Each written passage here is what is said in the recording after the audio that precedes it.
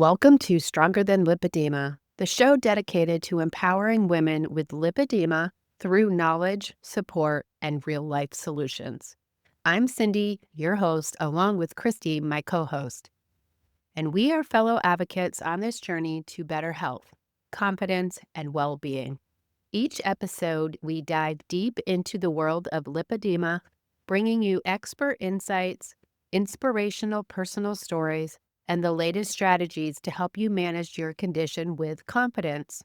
Whether you're newly diagnosed or have been navigating lipedema for years, you're in the right place. Let's take this journey together because you're not alone. Now let's get started. Today we have Dr. Laura Hayden with us. Laura, if you could just go ahead and who you are, your credentials, and then we'll go from there. Thank you so much for having me, Cindy. I'm Dr. Laura. I am a physical therapist for 28 years. I live in Long Island, New York, and I have a practice specializing in lymphatic specialties such as lymphedema, breast cancer, and neurolymphatics as well. Nice. So, your practice, how long have you had that? I've had my private practice as a brick and mortar for about a year and a half. I've been working with lymphatic specialties for about 14 years. Great. So, when did you start working with lipedema patients? And did you know about lipedema then? Like Yeah, when you so started your private practice? I started working with lymphedema patients when I was working at the hospital. They would come into our clinic, our lymphedema clinic, sometimes misdiagnosed, and we would properly diagnose them and send them back to doctors with what we suspected was their diagnosis. And then we would treat them by the traditional complete decongestive therapies that we learned in our schools. Oftentimes, it was really just a differential diagnosis, mostly that we were learning, not that much at the time about the difference of how to treat lipedema. Through the course of treating people, I think you and I had this conversation before, but through the course of treating some of my patients and some of my patients seeking out a lot more information, some of my younger patients, especially surgeries and things like that, getting educated from their surgeons, I started to realize I too have lipedema. So I kind of always suspected, like everybody else, there's something, you always know that there's something you're different, that your legs have always been a little bit bigger, that shorts don't quite fit, that you could eat just a little bit of some sort of gluten and gain a ton of weight all of a sudden. And you could also lose a lot of weight. I started to become very aware of it. Part of me almost thought I was being a hypochondriac because I'm like, well, it's just because I'm dealing with it. And that's actually how I was treated by my coworkers. My brother, who is a doctor, told me I was crazy. So I had the whole gaslighting thing. I've probably gone to doctors for years, I would say for 20 years or so, saying, I understand that my lab work is normal, but why do I feel so tired all the time? Or why do I feel so heavy? I'm working with patients with lymphedema who are some of them 300 pounds, and they tell me they go home after work and they watch their grandchildren. And I'm like, how is that even possible when I go home after work and I literally need to lay down? That was what started to key me in when my patients would say the same things. I would look at my patient and almost gaslight her, saying that she's thinner than I am. Did she just want plastic surgery, or is there something really going on here? I started listening more and more, and she started describing a lot of the things I was going through. And then from her education of going through the whole process, it opened up avenues for me to look into and start to realize there are more things to this than what we're taught in school. That's interesting that you say when you were working with your patients, it was already known that you were working with lipedema earlier. I feel like so many people don't know what it is or haven't been diagnosed with it. So it's just nice to hear that, like, you even recognized it before you even knew that you had it. Do you know what I mean? Yeah, it was different because a lot of the patients were not coming with a lipedema diagnosis. Right. We're coming with some form of swelling, which their doctor diagnosed as lymphedema. That's the only way they got into clinic. I think if they had purely a lipedema diagnosis, they probably wouldn't have been accepted at the time in clinic, Right. So um, did unless those they're out of plastic surgery. did those patients have a diagnosis of lipedema as well or just lymphedema? Most of them came in with lymphedema. We would Okay. let them know what we think they have. We weren't making the official diagnosis, but we would Right. let them know, you can go back to your doctor, you can look this up, have a discussion with them. And then, like I said, some people already had gone to a plastic surgeon who was dealing with lipedema specifically. So those patients did have a diagnosis officially by somebody. But it's, as you know, it's so hard because there's no doctor specifically for lipedema. There's many different doctors now from different disciplines that are diving deep and learning about it and able to diagnose this, but there's not one specific specialty. Right. Yeah. But again, there's so many things that are related to lipedema that I feel like I don't know if it even needs to be a specialist because I feel like it's really important for everybody to know everything they have going on. It's probably not just lipedema. You could have lymphedema, but you could also have like Ehlers-Danlos. There's so many different diagnoses that they're now linking to lipedema. Yeah.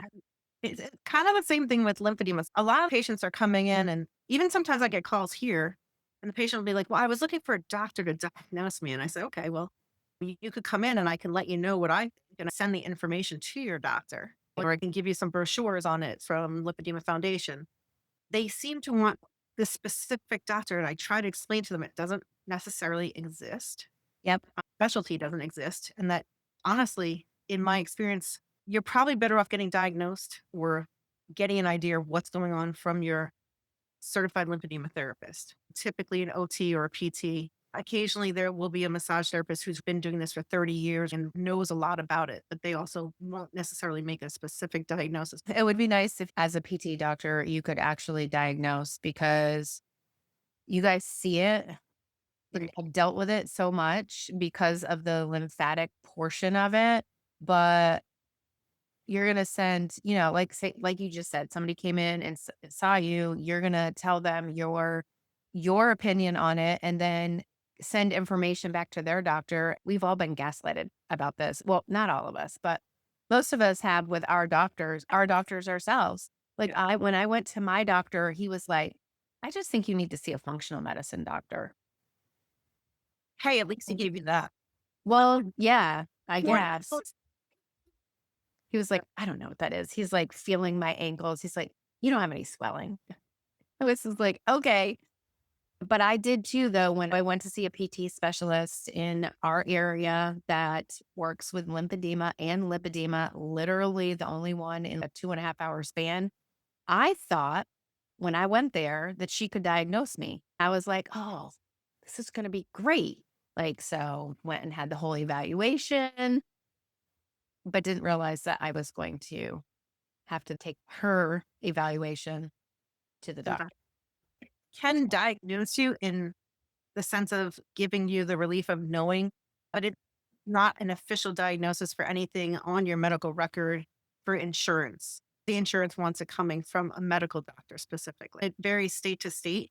You are allowed to make diagnoses and you are allowed to see patients off the street. Depending on the state, you have direct access, meaning you would have to make a diagnosis in order to treat somebody because Right. they're not necessarily coming with a script from a doctor. But the insurances are still requiring that sometimes. So some of my patients, if they want to, potentially explore insurance, I don't personally take insurance because there's too much maneuvering with all the different insurances. And oftentimes you do not wind up getting paid, which has Right. happened in the past. I will allow them to give them a super bill and they can submit that afterwards, but they still need to get a script from their doctor. And then they run into problems with that. They found a place to get an idea of what's going on and to be treated and to start their journey, but then they still have to go to their doctor and find somebody who's willing to write them a script if they want to pursue the insurance, and then that's the stopper sometimes is the insurance. That's because of the sick care mentality. That's literally how the insurance is devised. It's for sick care. Lipedema obviously is sick care. But there's more to it too. And most people are missing that point if they're going into a clinic. They're not getting the Right. lifestyle coaching that would go along with it. We're typically about 20 years behind Europe. We're catching up now. And what happened in the last 5 years and previously, and it's growing exponentially. Yep. But the dwindle down of the information into the system is not there.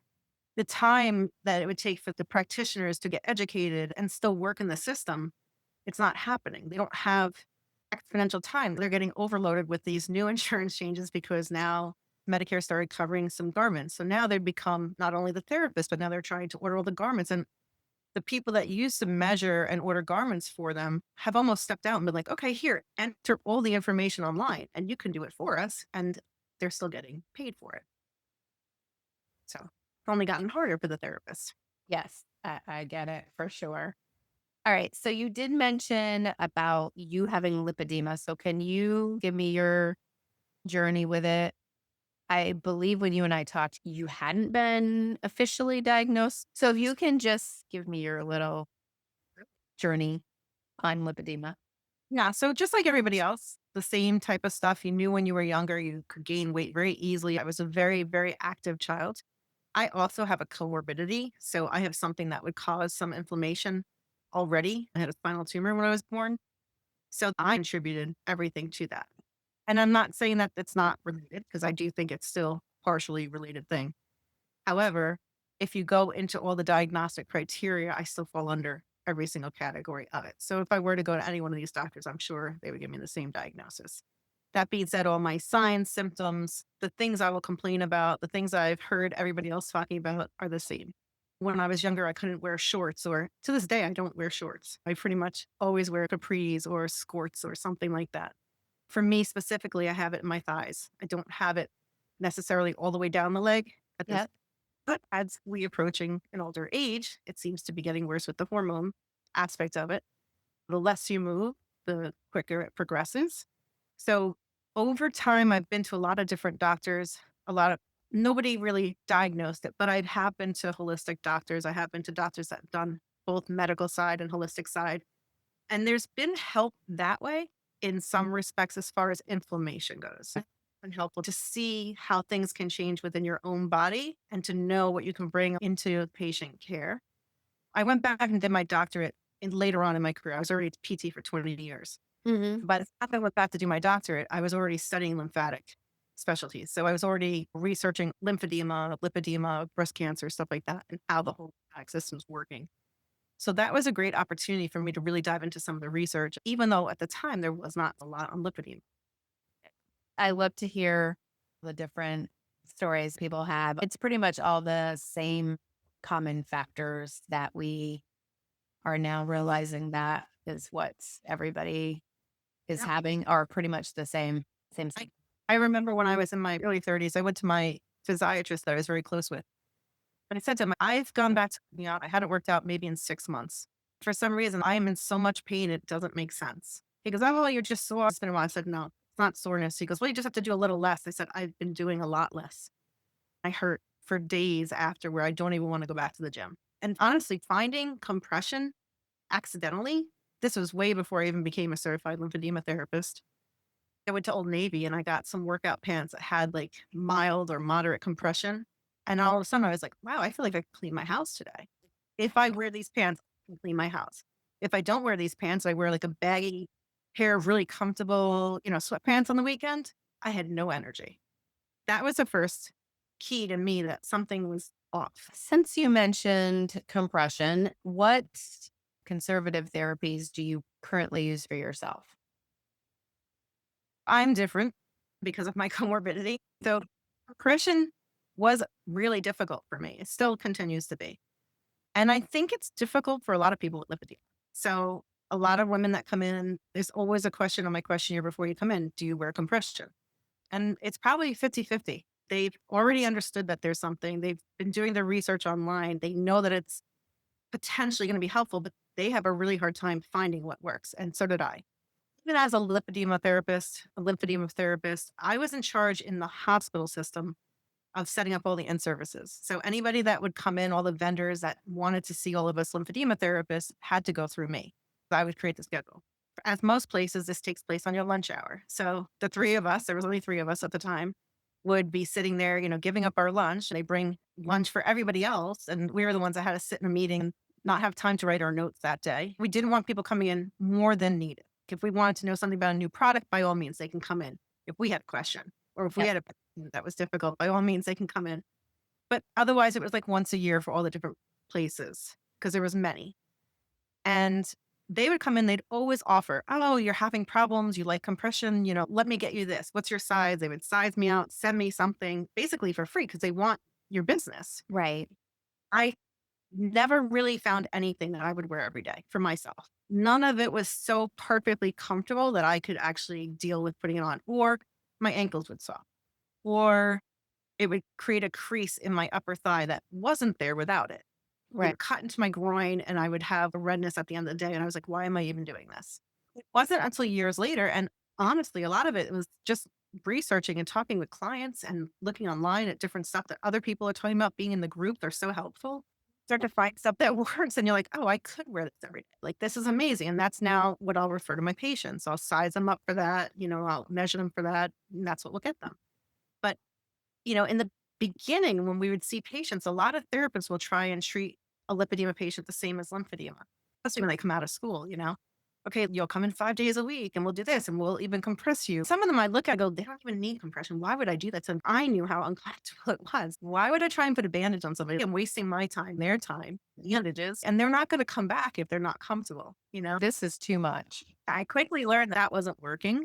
But then what do? You still need some sort of compression. At the time, we didn't know specifically what to do. So when I was in the hospital system, we would offer them, okay, come in like 2 or 3 times a week and we'll give you manual lymphatic drainage, but there was no compression component because I Right. didn't, some of them, I mean, if they had a lipo lymphedema and they were already starting to progress or they were, in that state where they needed compression, by all means, we compress them. But the ones that got missed in the clinic always were the stage 1 and 2s. And I think that might be partly why stage 1 and 2s. I was just reading a research article last week because I was doing the mental health awareness for my group here. It was really interesting. The stage 1 and 2s are more likely to get surgery than stage 3, 4, which I thought was really interesting. Stage 3 and 4 had more pain, more limited mobility, more problems overall physically, which of course makes sense, right?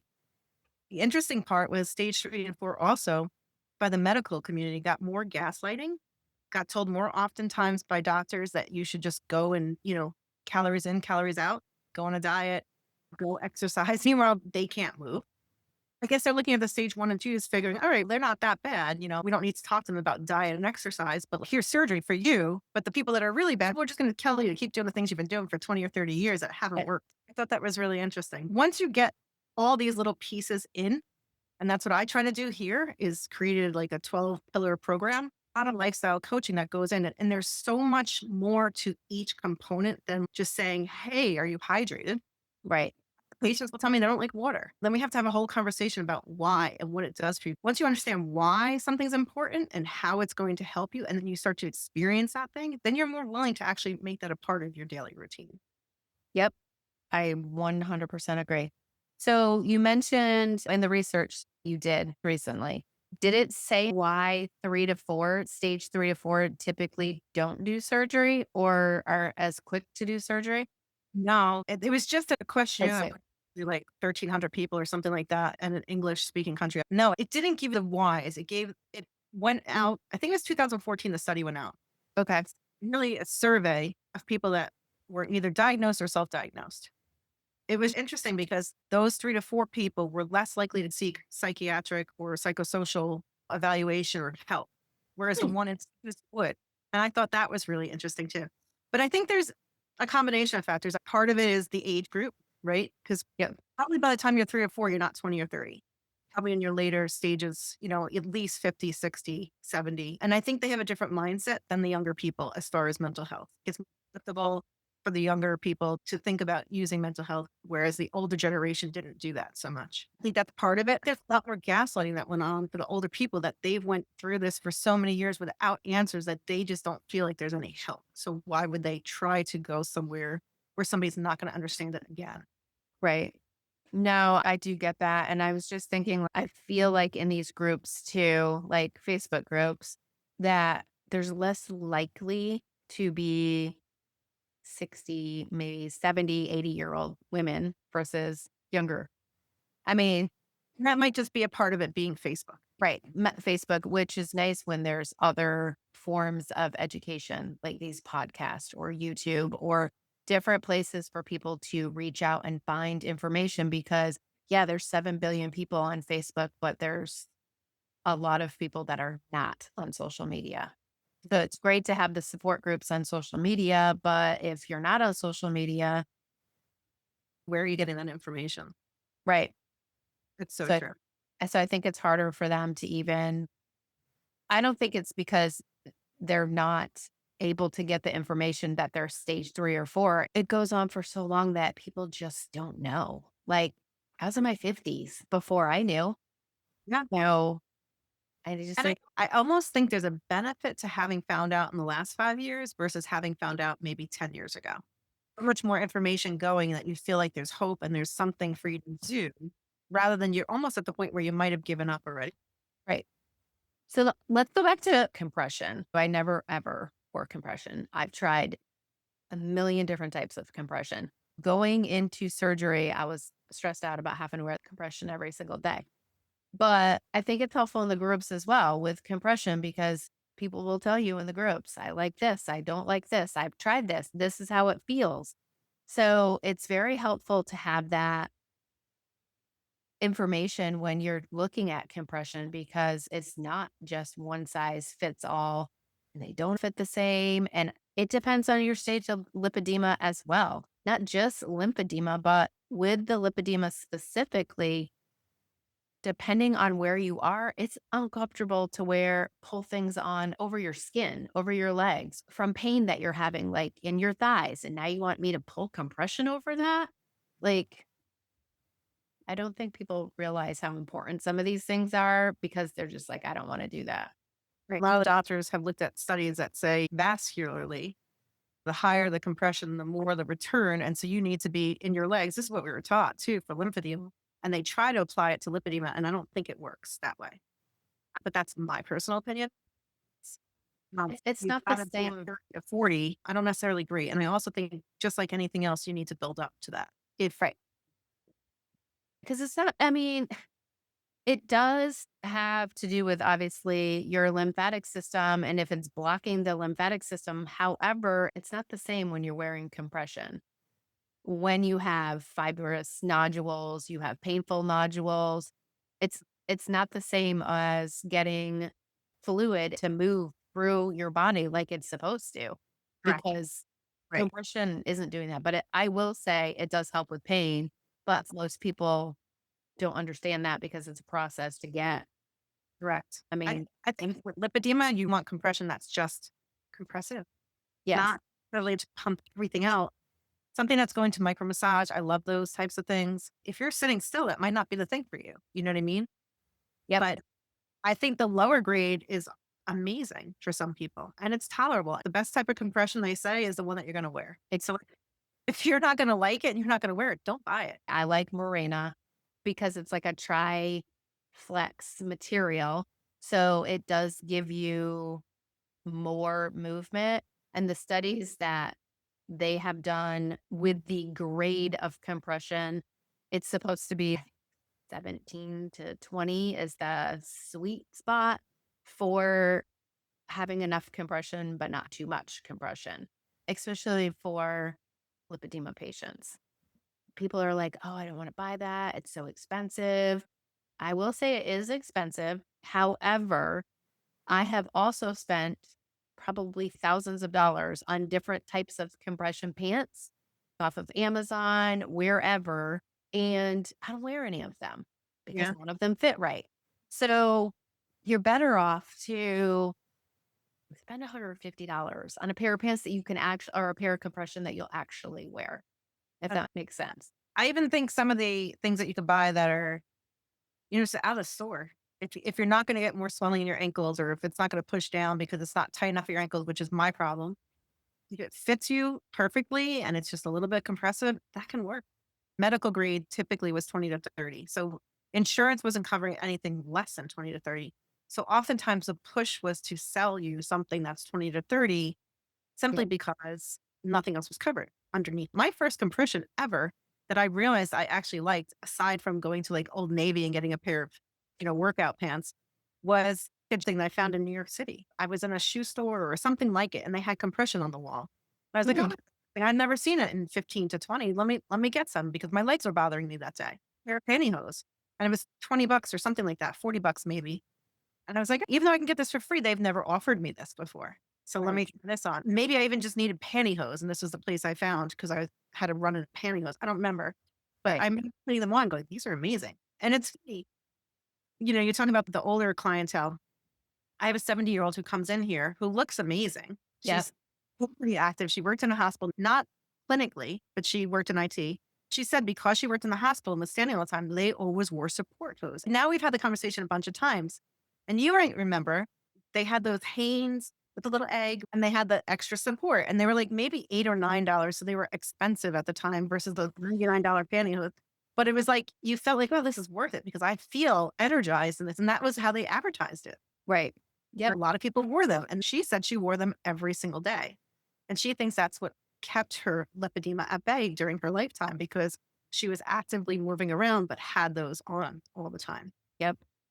It's funny because I have talked to a ton of people, and it's so crazy because there's stories like all over the place of what they have done, what they haven't done, haven't progressed, have progressed, and like done nothing. Let's say a client who hasn't done much and is in their 40s and is only a stage 2. And then you have other people who have done all the conservative measures. They eat really healthy and they can still be a stage 2 where they've really stopped the progression of it. But it's crazy to me that not everybody. Progresses equally or as Right. quickly. There's so many lifestyle factors and environmental factors. Like, how did you So grow up many. very active? Because I think there's muscle memory too. Wouldn't take much for you to get back into doing something. It's just you have to get through that first phase of this is going to be painful if I do too much. It's almost like doing it really slowly, getting back. Otherwise, you get an injury. The muscle can become weak too sometimes, depending on where the fat is. If it's near the knee, I've had this problem recently because I've been sitting around running an office instead of living my life like I normally would. Right. So I've been sitting a lot, taking courses or doing coaching. I've been at my desk a lot in the past year and a half. And my knees suddenly had an injury and it blew up. And then both my knees blew up. I was shocked. I remember saying to myself, as some patients would come in and be like, this just happened overnight. I'm like, doesn't happen. You probably always had it, just didn't realize it. Now you saw a video online and now it popped in your head and you become more aware of it. Right. After that knee injury, one day it popped. I had both knees swollen where I couldn't see them. And I had exactly what people talked about that I never really had before. All I could think of was, how do I reverse this? Because I can't stay like this.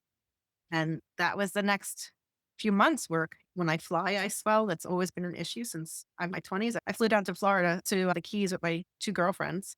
Yep. And a husband. And one of my girlfriends is a pretty large girl. She's much larger in size, like clothing size than I am. I think she was like a 22 or something at the time.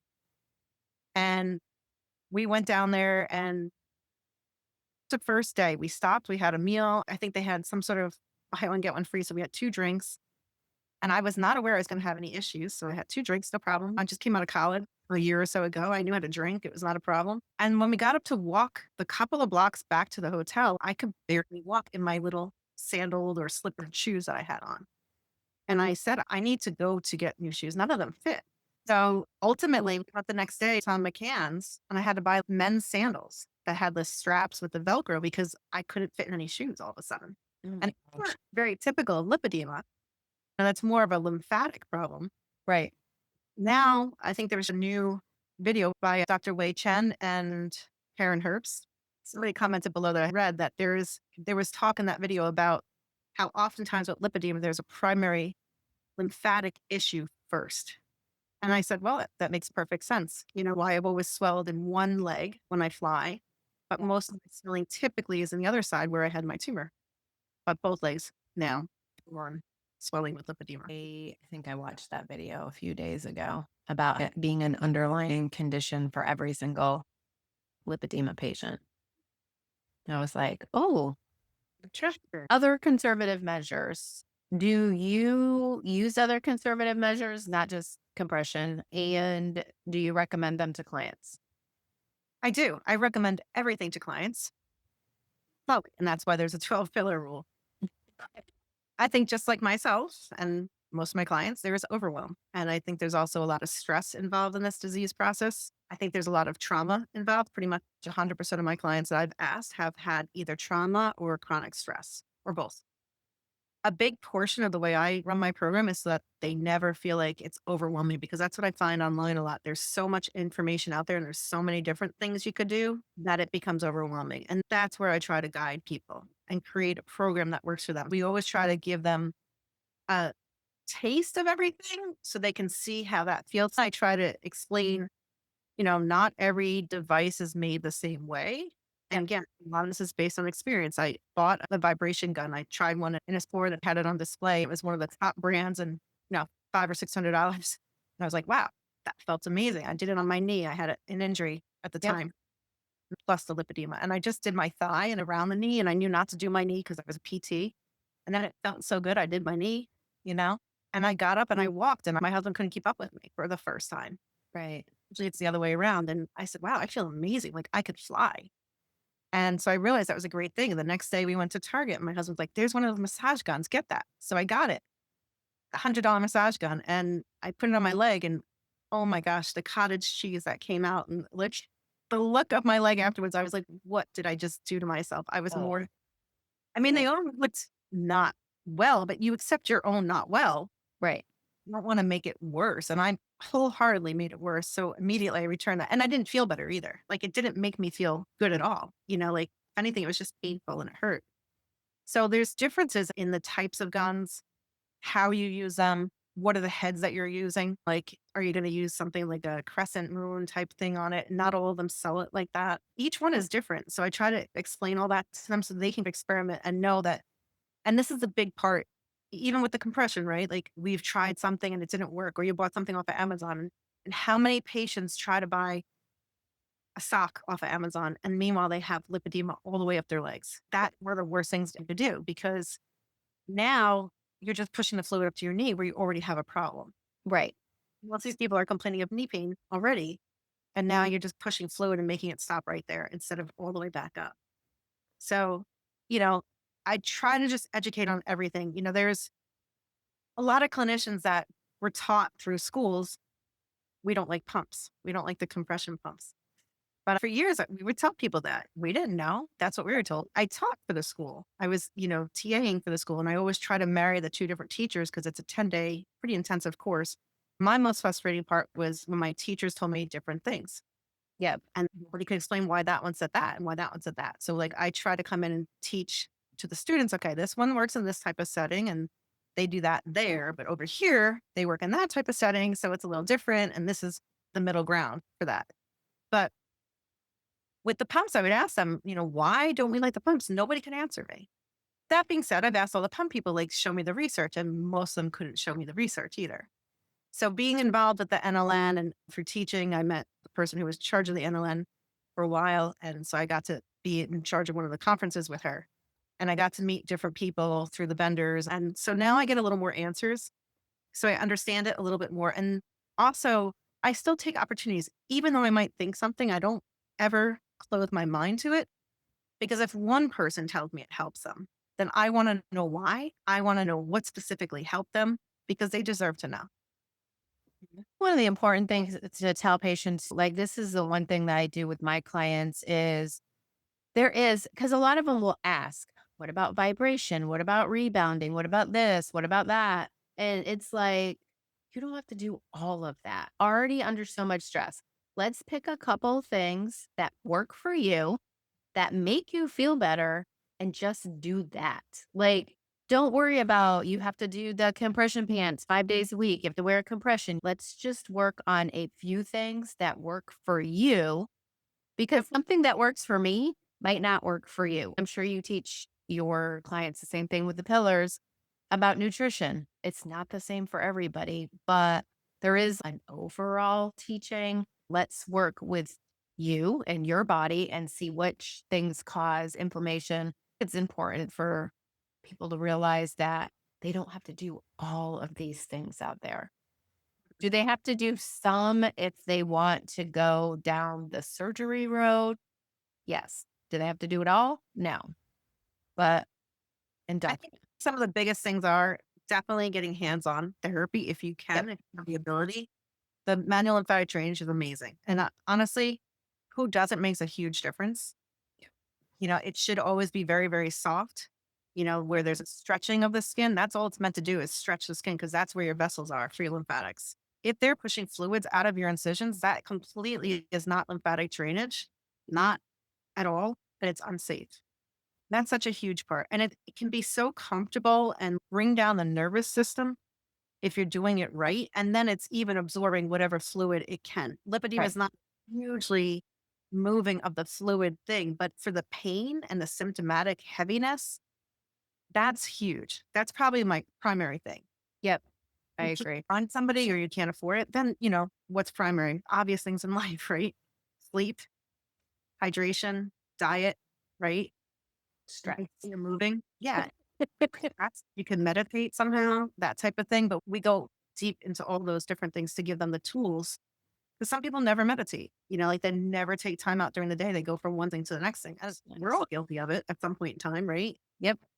We're doing it today.